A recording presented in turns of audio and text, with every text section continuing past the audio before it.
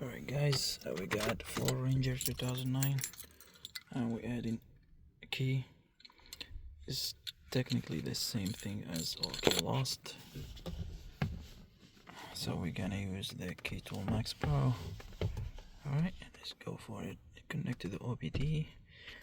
We put our key, the new key. See the security light flashing. Alright, let's go to IMO programming. Let's go to Ford. Let's go to Xhorse. Go for Ranger.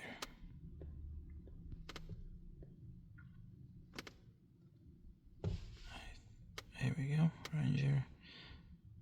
Flip key is 2009, so 711.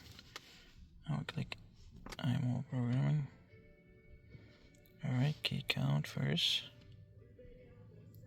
We have 2 key and then we click add key. So even if you all key lost, just click add key. If you do all key lost, I think you need 2 keys to be programmed to start the car. But if you do an all key lost also, if you don't have the original key, just click add key. It will not ask for the original key. So this is process what does not clear existing key. Click OK. Insert you want to program, so you insert the key you want to be programmed. Click OK and click OK.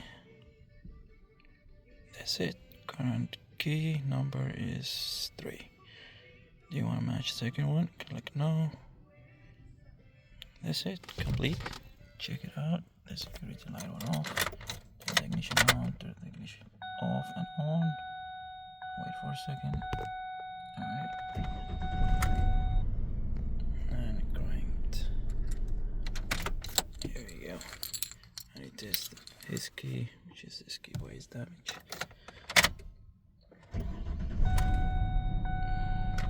Perfect. Alright, so add key, all key loss, you can use add a key. If you do all key loss, it will delete all the keys and you have to program most likely 2 keys to start the car. Alright guys, if that video helped you, please like, subscribe. Thank you so much for watching. Have a good day.